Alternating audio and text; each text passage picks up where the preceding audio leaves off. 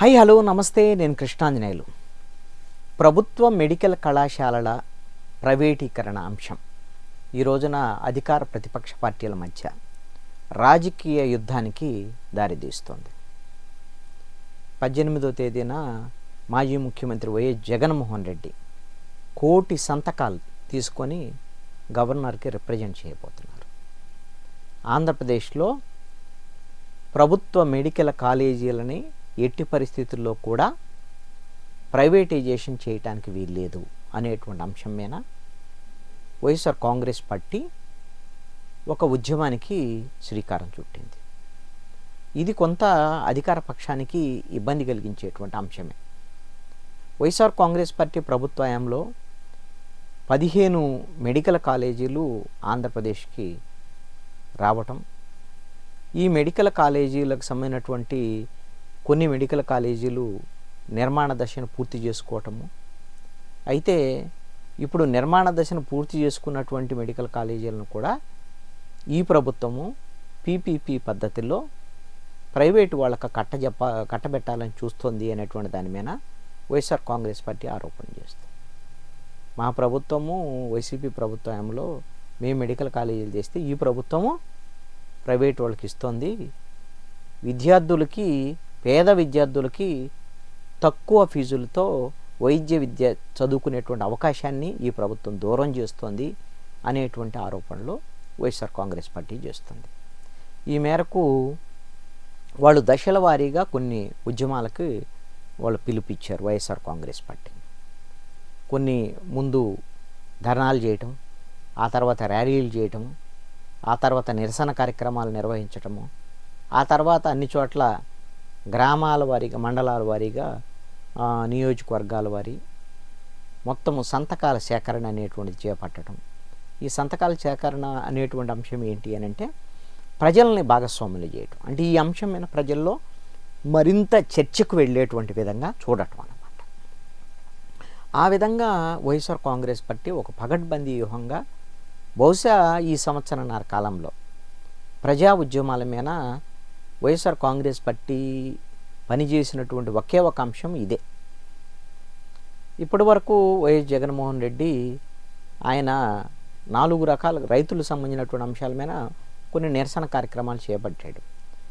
ఒకటి గుంటూరు మిర్చి రైతులు, అదేవిధంగా పొగాకు రైతులు ప్రకాశం జిల్లాలో, ఉమ్మడి ప్రకాశం జిల్లాలో, అదేవిధంగా దండుపాడ్యం, బంగారుపాళ్యంలో మామిడి రైతులకు సంబంధించి, తర్వాత కడప జిల్లా అరటి రైతులు, ఈ విధంగా కదిరి అరటి రైతులకు సంబంధించి ఈ విధంగా 4 రైతు సమస్యల మీద ఆయన ఆయా ప్రాంతాలకు వెళ్ళి ఆ సమస్యను హైలైట్ చేసి ప్రభుత్వ వైఫల్యాలని ప్రజల దృష్టికి తీసుకొచ్చేటువంటి ప్రయత్నం అయితే చేశాడు. ఇక మిగతా ఒకసారి మొన్న తుఫాను వచ్చినటువంటి నేపథ్యంలో పామర్రు నియోజకవర్గానికి దానికి బాజా భజంత్రీలు, డీజేలు పెట్టుకుని వెళ్ళాడు, అది వేరే విషయం. కనీసం అలాగన్నా రైతుల సమస్యల మీద వెళ్ళాడు. కానీ సంవత్సరన్నర కాలంలో ఏ ఒక్క మిగతా ప్రజా సమస్యల మీద ఆయన పనిచేసింది లేదు. అదేవిధంగా జైలు యాత్రలు చేశాడు, అది ఒక అపవాదు. ఈవీఎంలు పగలగొట్టినటువంటి పిన్నెల్లి రామకృష్ణారెడ్డి ఇలాంటి వాళ్ళందరూ హత్య కేసు ఆరోపణలు ఎదుర్కొన్నటువంటి వీళ్ళు అమాయకులు అనేటువంటి విధంగా కాకాని గోవర్ధన్ రెడ్డి అవినీతి ఆరోపణల మీద అరెస్ట్ అయ్యాడు. అదేవిధంగా పెద్దిరెడ్డి మిథున్ రెడ్డి, చెవిరెడ్డి భాస్కర్ రెడ్డి, వీళ్ళందరూ అమాయకులు, వాళ్ళందరూ కుంభకోణాలు చేశారని నేరారోపణలు ఎదుర్కొంటున్నారు. వల్లభనేని వంశీ, అతని వ్యవహారశైలి ఏంది, అతను అసెంబ్లీలో ఏ విధంగా మాట్లాడాడు, అదేవిధంగా అసెంబ్లీలో భువనేశ్వర్ గురించి ఎవరో మాట్లాడటం, ఇవన్నీ అంశమే కదా. ఆయన అవినీతికి సంబంధించినటువంటి ఆరోపణలు కూడా ఉన్నాయి. కొడాలి నాని మీద, వల్లభనేని వంశీ మీద, వీళ్ళ మీద ఉన్నాయి. వాళ్ళు వల్లభనేని వంశీ అరెస్ట్ అయితే అమాయకుడిని అరెస్ట్ చేశారు అనేటువంటి విధంగా మాట్లాడటం, ఇవన్నీ కూడా జగన్మోహన్ రెడ్డి తన ప్రభుత్వ హయాంలో జరిగినటువంటి కుంభకోణాలు, అవినీతికి పాల్పడ్డ వాళ్ళందరినీ సపోర్ట్ చేస్తూ ఇవన్నీ అన్యాయాలు, అక్రమ అరెస్టులు అనేటువంటి విధంగా మాట్లాడటం, అది ఒక రకంగా వైఎస్ఆర్ కాంగ్రెస్ పార్టీకి మైనస్సే. ఈ సంవత్సరన్నర కాలంలో చేసిన పని అదే. కానీ ఇప్పుడు జగన్మోహన్ రెడ్డి ఒక బలమైనటువంటి ఆయుధాన్ని చేతబుచ్చుకొని ప్రభుత్వం యుద్ధానికి వెళ్తున్నాడు. ఎస్, ఇది ఖచ్చితంగా బలమైనటువంటి ఆయుధమే. ఎందుకు అనంటే ప్రభుత్వ మెడికల్ కాలేజీలు ప్రభుత్వ ఆధ్వర్యంలో నిర్మాణం జరిగితే ఒక 6,000 కోట్లు 7,000 కోట్లు అవసరమవుతాయి ఈ ప్రభుత్వ మెడికల్ కాలేజీల నిర్మాణం పూర్తి చేసి ప్రభుత్వ ఆధ్వర్యంలో నడపడానికి. ఈ 6,000-7,000 కోట్ల రూపాయలు ఖర్చు పెట్టడం అనేటువంటిది ప్రభుత్వానికి మనం 3,22,000 కోట్ల రూపాయల మన బడ్జెట్ పెట్టుకుంటున్నాం కదా. మరి ఈ బడ్జెట్లో ఇది పెద్ద కష్టం కాదు కదా. ఇది కూడా చేయలేదా ప్రభుత్వము?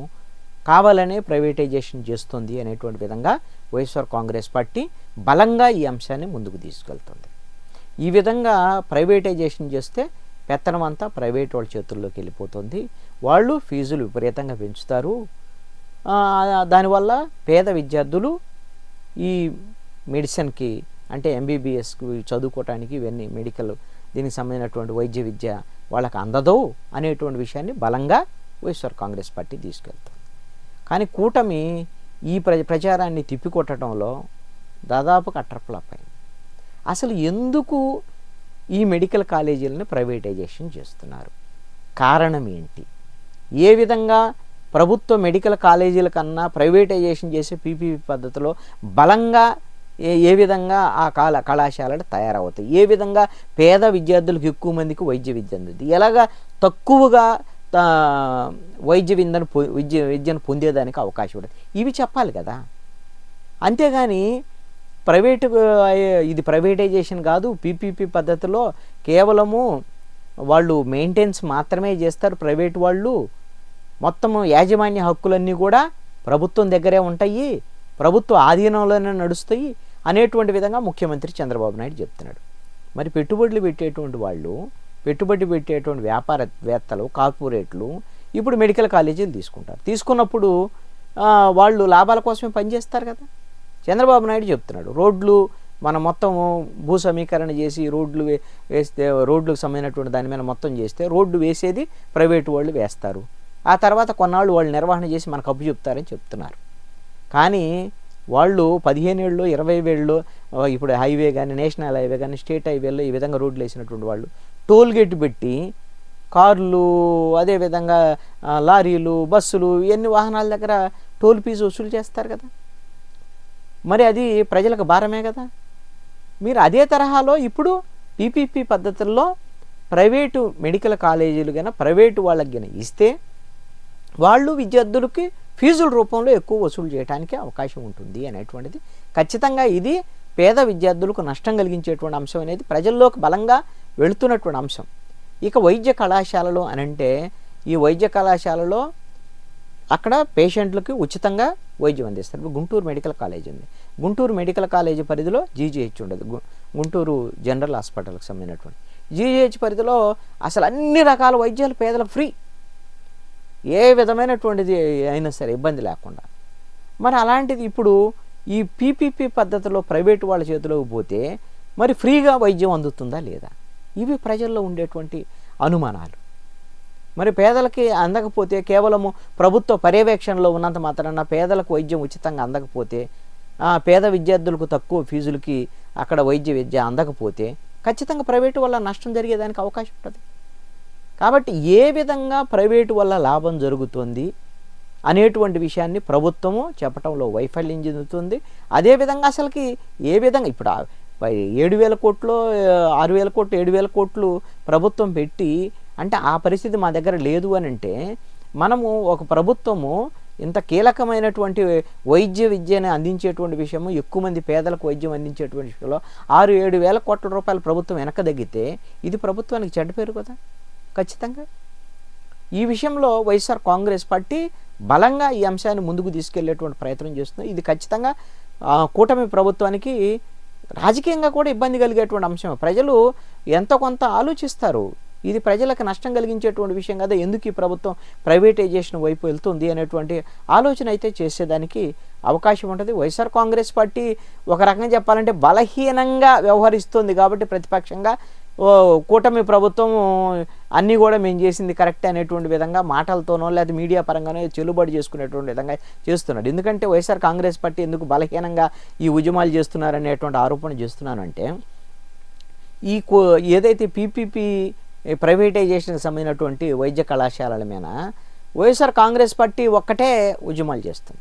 ఆయన అందరు రండి మాతో అని పిలిపించాడు తప్ప, ఇప్పుడు ఈ రాష్ట్రంలో ఉండేటువంటి తెలుగుదేశం, జనసేన, బీజేపీ కూటమి తప్ప అన్ని పార్టీలు ఈ పీపీపీ దీని మీద వ్యతిరేకిస్తున్నాయి.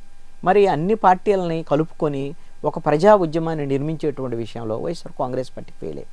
అసలు వాళ్ళ లక్ష్యం కూడా అది కాదు. ఎందుకు అనంటే ఈ క్రెడిట్ అంతా వస్తే తమకే రావాలి రాజకీయంగా. వాళ్ళు ఏం ప్రచారం చేస్తున్నారు? పీపీపీ పద్ధతుల్లో వీళ్ళు చేయడానికి మేము వ్యతిరేకిస్తున్నాం అని వైఎస్ఆర్ కాంగ్రెస్ పార్టీ జెండాలతో, వైఎస్ఆర్ కాంగ్రెస్ పార్టీ కార్యకర్తలతో నిరసనలు తెలియజేస్తున్నారు. ఇప్పుడు సంతకాల సేకరణ కూడా వాళ్ళే చేశారు పార్టీ పరంగా. వాళ్ళ పార్టీ తరఫున వెళ్ళి గవర్నర్కి కూడా కోటి సంతకాలకు సంబంధించినటువంటి అందించబోతున్నారు. ఇదంతా కూడా పొలిటికల్ క్రెడిట్ కోసము జగన్మోహన్ రెడ్డి, వైఎస్ఆర్ కాంగ్రెస్ పార్టీ చేస్తున్నటువంటి ప్రయత్నం కింద మనం స్పష్టంగా కనపడుతుంది. నిజంగాగినా ఈ ప్రభుత్వం మీద ఒత్తిడి తీసుకొచ్చి ఈ ప్రైవేటీకరణ అనేటువంటి అంశాన్ని ఆపాలి అని అంటే ఈ ప్రభుత్వం ఉన్నప్పుడే ఖచ్చితంగా ప్రజలందరికీ తిరుగుబాటు చేస్తే, ప్రజలందరికీ నిరసన వస్తే అన్ని రాజకీయ పార్టీలను కలుపుకుని ముందుకెళ్ళేటువంటి. ఎందుకంటే మేజర్ ప్రతిపక్ష పార్టీ అయితే వైఎస్ఆర్ కాంగ్రెస్ పార్టీయే కదా. మరి మిగతా వాళ్ళని కలుపుకునేటువంటి ప్రయత్నం ఎందుకు జరగటం లేదు? అంటే వాళ్ళ ఉద్దేశం ఏంటంటే వాళ్ళు ఏం చెప్తారు అని అంటే, ఇప్పుడు గిన ప్రైవేటైజేషన్ ఇది ఆపాలి అని అడుగుతూనే వీళ్ళు గిన ఆపలేదనుకోండి, రేపు మేము అధికారంలోకి వస్తాం, అప్పుడు వీటిని మళ్ళీ ప్రైవేటైజేషన్ ఇప్పుడు చేసినా మేము మళ్ళీ ప్రభుత్వ పరం చేస్తాం అనేటువంటి విధంగా మాట్లాడుతున్నారు. అంటే మమ్మల్ని గెలిపించండి, మమ్మల్ని గెలిపిస్తే ఈ ప్రైవేటైజేషన్ చేసినటువంటి వాటిని మళ్ళీ మేము ప్రభుత్వంలోకి తెస్తామనేటువంటి. అసలు ఇప్పుడు ఆపటానికి ప్రయత్నం చేయటం అనేటువంటిది ప్రతిపక్ష పార్టీగా చేయాల్సినటువంటి వాళ్ళ బాధ్యత. అందుకని బలహీనమైనటువంటి ప్రతిపక్ష ఉద్యమం వల్ల వీళ్ళు మాటలతో ఏదో కాలం గడిపేటువంటి ప్రయత్నం అయితే కూటమి వాళ్ళు చేస్తున్నారు. కానీ ఇది ప్రజల్లోకి బలంగా వెళితే ఈ ప్రభుత్వ మెడికల్ కళాశాలల ప్రైవేటీకరణ అనేటువంటి అంశం ఖచ్చితంగా ప్రభుత్వానికి నష్టం కలిగించేటువంటి అంశంగా ఉంటుంది అనేటువంటిది ఒక్కసారి ఇది ఈ అంశం మీద పునరాలోచన చేయాలి. ఏ విధంగా ప్రజలకు మేలు కలిగిద్దో కనీసం దాన్నైనా స్పష్టంగా చెప్పేటువంటి ప్రయత్నం జరగాలి.